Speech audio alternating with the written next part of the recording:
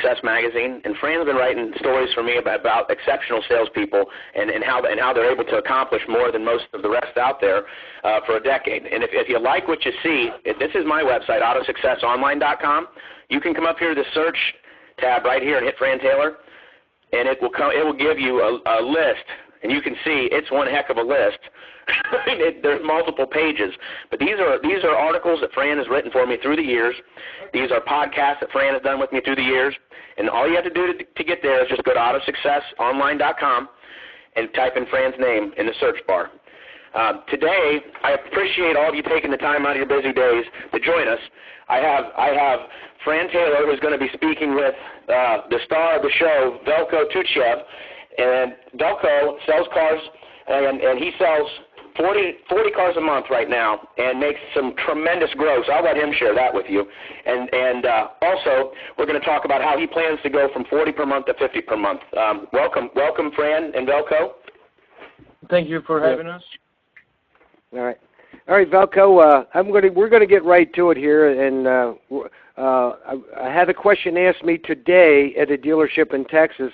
I was talking about how aggressive you are, and you came from Chicago to Philadelphia to my workshop, and 3 months later, you flew down to Las Vegas to my workshop, and the guy asked me a question. He said, why would a guy spend that kind of money to go to your workshop? So I'll ask you that question to start. Why would you spend that kind of money to go to different training courses? Well, you have to give to get. I don't think there's any successful business that have not invested in their own growth. So the first workshop when I came, you told me over the phone that it's going to change my life, and I like big words. I like big promises, and I didn't know I was going to come in until the night before, and I just jumped in my car and I drove to Philadelphia. If you remember, I didn't even have time to book a flight, so it was amazing. It was life-changing experience, and I've learned from all famous trainers out there, but Fran Taylor just put everything in perspective for me in such a simple way. He just put me to work. So as soon as I came back, I changed my ways of doing my business, and I already started picking up the fruits. So I'm very grateful for meeting with you, Fran. All right. One of the things you said the other day about the goal setting changed your life.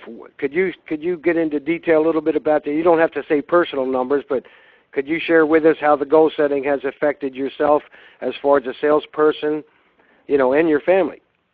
Well, I know that goals are critical for everybody's success, and you had a different form of goal setting by creating this 11 goals. The 11 goals could be different for anyone, but the concept is genius because you put all of your, in my case, was whatever I had left over, because I realized I spent a lot of money, and whatever I had left over, I put towards these 11 goals, and in no time, in few months, you'll see yourself growing, and it's absolutely amazing how much peace of mind this gives you, and how much strength gives you to keep going, because we live in a tough world, and we're definitely part of a very exciting business that is like a roller coaster. So balance is what everybody's looking for, and I think these 11 goals are critical for the balanced and happy life of every individual. Well, now, you in those 11 goals, I have an account that says prospecting tools, how you invest in yourself. How you doing with that? Well, I spend right now about $300 a month in prospecting tools. I pay 100% for all of my prospecting tools, but I would never stop investing in that. My actual plan for next year is to budget about $1,000 a month for prospecting tools, hopefully, if everything goes by the plan. And I'm going to change from the regular prospecting that I do right now to massive prospecting, and I'm going to allow other people to prospect for me as well. You could excuse me a little bit because my daughter is in the room. Hey guys, I'm gonna flip through some of Velko's personal prospecting tools, maybe if you guys would take the time to kind of explain why each of these is important to the audience. Are you able to see his gas cap sticker?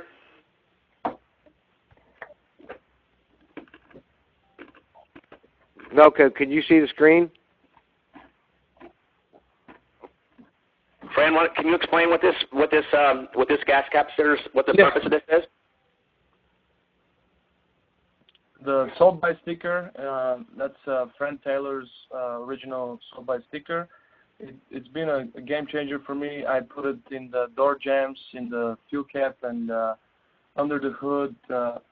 And a lot of people have been noticing that sticker. I probably have it on about 300 cars now.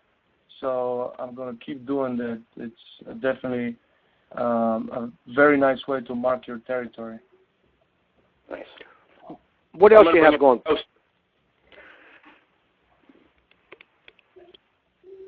Could you tell us about this coaster and how do you utilize this?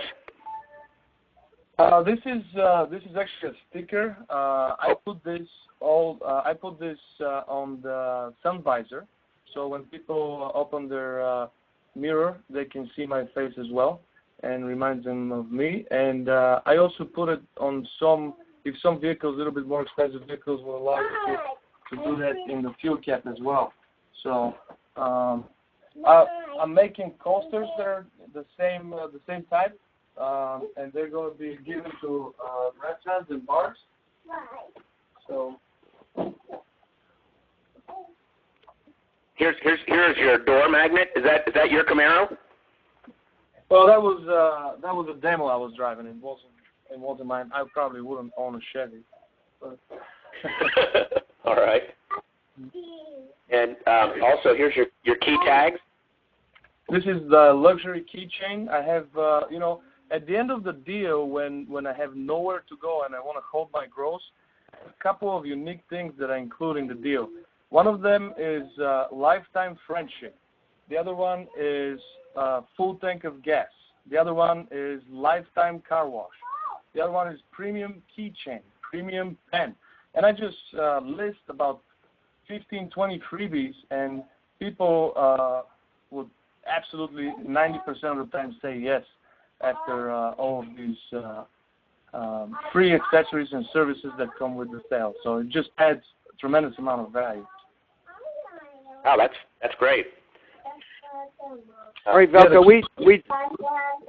the keychain. Velko, when I met you, Right. when I talked to you, we talked about grosses, and you said when you come back to my workshop, what do you do? Now, this is all private, that the public doesn't know it. You told me you made $28,000 in a month selling Dodges, okay? And when I first talked, that's okay. And what do you do to hold such big grosses? I actually am in a Dodge store now, and a lot of people find it difficult to hold big grosses. So, what are some of the things you do to hold big grosses? Well, Dodge is the most convenient brand to hold big grosses. There's huge rebates there you can play with.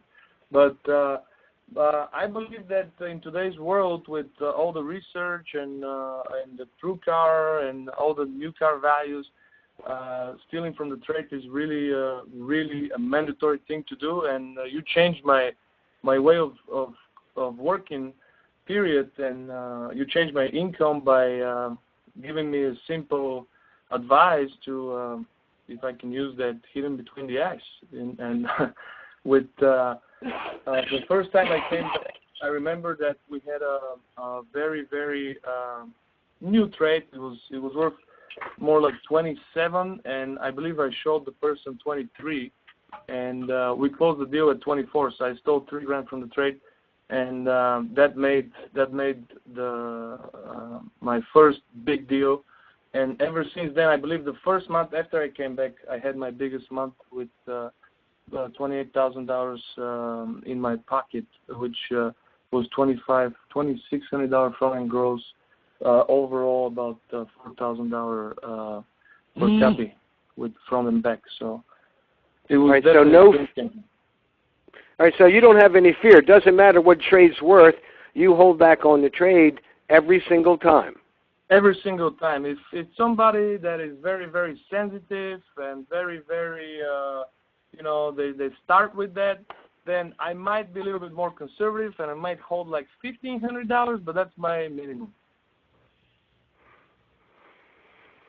Well, when I talked to you, you said even if you give half of it away, you're still $500 to $700 or $1,000 above retail.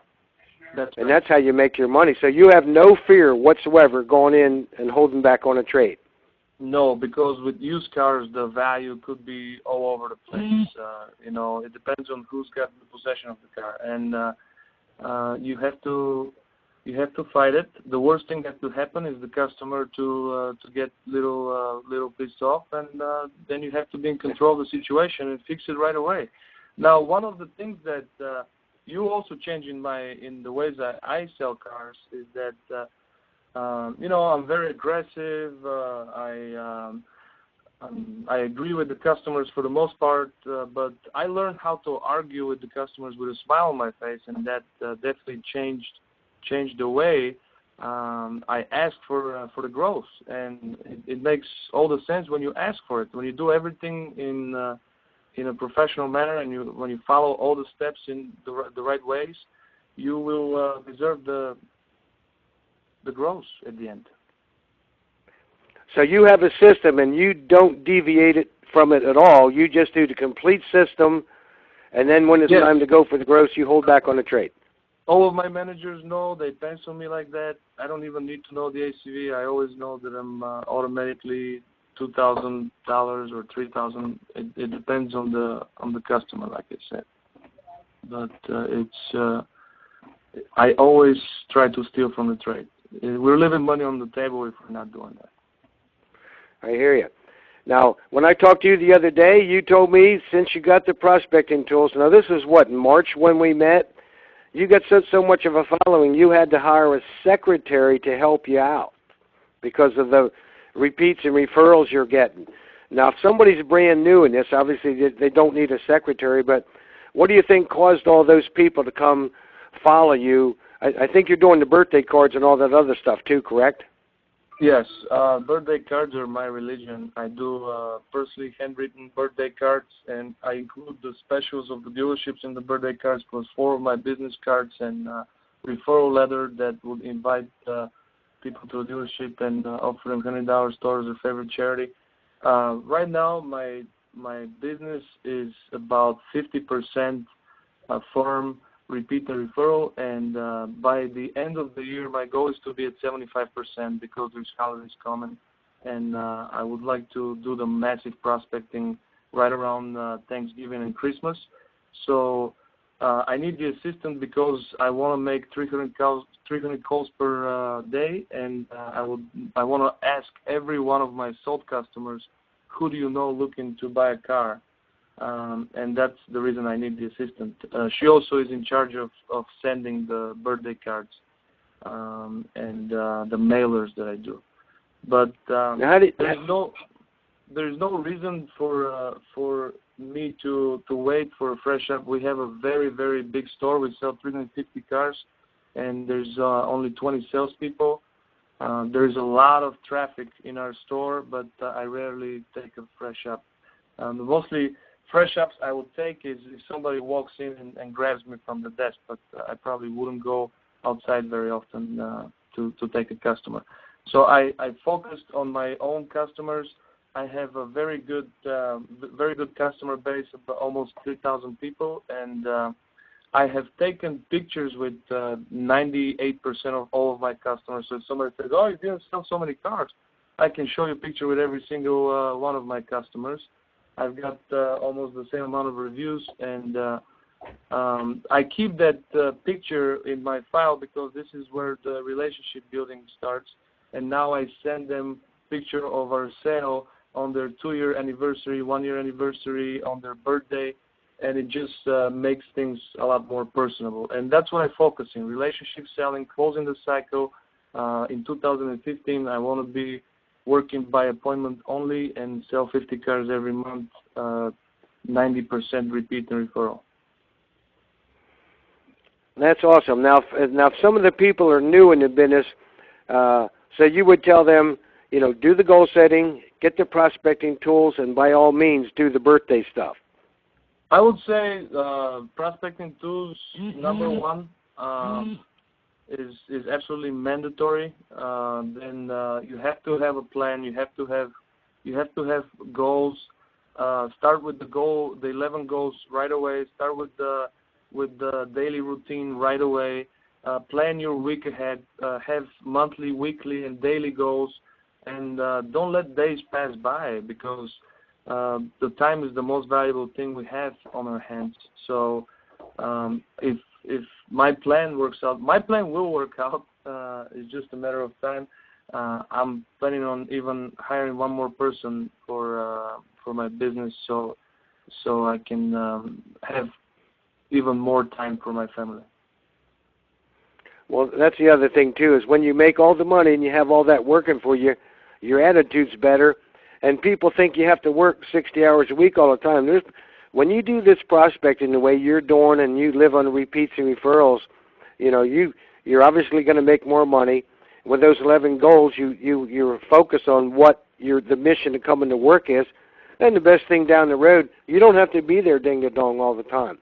So your plan is to sell 50 cars a month next year, correct? Correct. You're at 40, and you want to get to 50. Now that 50 is a huge number, but if you stop and look at it, that's 2.5 extra a week, and I think that's where the birthday cards and all this stuff will help you out, correct?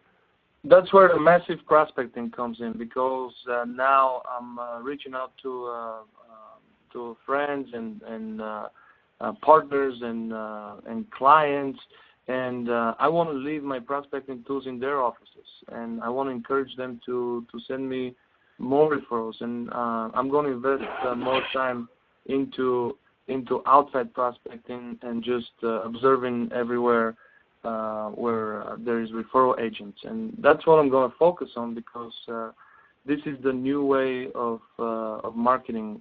Advertising is going away, and word to mouth will be the most powerful thing for the future. So that's awesome. Brian, it's about 17 after. Do you have a couple questions that the people either emailed us or a couple questions Velko can answer? Yeah, I just want to clarify one thing first, Velko. It's not magazine advertising isn't going anywhere. That's right. Yeah, it just changes its form. That's it. Yeah, Velko, we really didn't. We talked a little bit about the referral program, but explain how hard you push your referral program and how it works, because it's something that a lot of people aren't familiar with. Well, a lot of people are afraid to ask for referrals, just like a lot of people are afraid to ask girls to go out with. There's many people that only ask customers that they feel comfortable with referrals. What I did is I just asked everybody, and you're either with me or against me in this journey. So my assistant is strictly advised to ask every single customer, who do you know looking for a car? Do you know anyone? Does anyone know your first name? Can you give me one name? So she's just very aggressive on digging in for these referrals, and this is your hot prospects. So I create hot prospects not from floor traffic, not from missed opportunities where you have only 6% closing ratio, but from people that know my clients. So it increases my ratio a lot.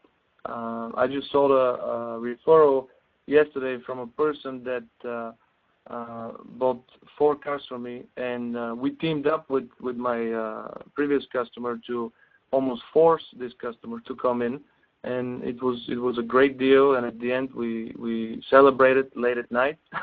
But it's amazing how this whole spirit works when you stress enough to your customers that your business is based on repeats and referrals, and 90% of your business is based on repeats and referrals, and that's how you want to do business, and you want to take care of the people you already working with, and a lot of them would support you in this. Most of the reason why people don't get referrals, the biggest reason why people don't get referrals is because they don't ask enough. They need to ask every time, every single customer, because the worst thing that could happen is they tell you no, and that's part of our job. Okay, perfect. Velko, how many? Actually, Kathy sent me this email before the event started. She wanted to know, like, of your referral appointments, like what your closing percentage was. From the appointments?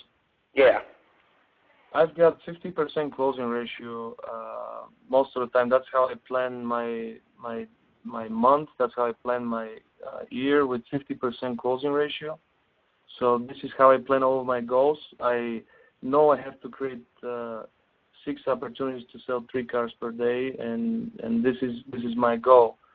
So obviously not every month is 50%. Sometimes it's 35. Sometimes is more than that. But I'm a strong believer that there's absolutely no reason, if you're sitting in front of me, that you shouldn't buy a car from me. We have a tremendous dealership that I work for, a tremendous staff. We have a great service department. We have everything that a great dealership could ask for. So I have the base. I have a great management team behind me, and it's a no-brainer. So I investigate. If I wasn't car salesman, I'd probably be a private investigator. So I investigate with every customer what's important to them. I find out what their needs and wants are, and I basically arrest them and charge them for buying a car from me. That's great. That's great. I'm going to flip over here to the webinar. Is anybody on the webinar right now? Oh, here we go. Do you have a set routine that you work every day? That's from Justin Collins. Absolutely, I do.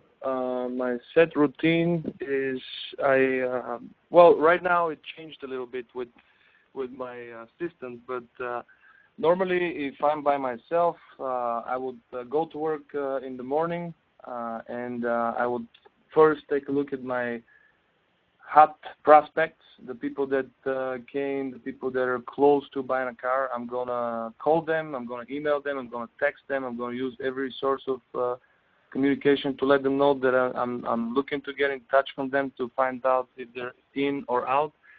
Then I work with my follow-up. I have about 100 and 150 scheduled follow-up calls with sold customers, just to they're more of quality calls where I remind them that I'm here for them, and I remind them that I'm their professional problem solver. If they have a problem, small or big, they have to call me first, because I'll make it much easier for them. And after that, I always have projects that I'm working. In the meantime, obviously, if somebody walks in, everything stops.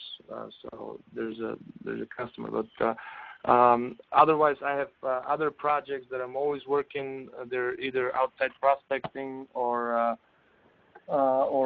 finding out new prospecting tools. There's never enough of prospecting tools. So in my after my follow-up, I work on prospecting, social media, and other sources to bring my name out.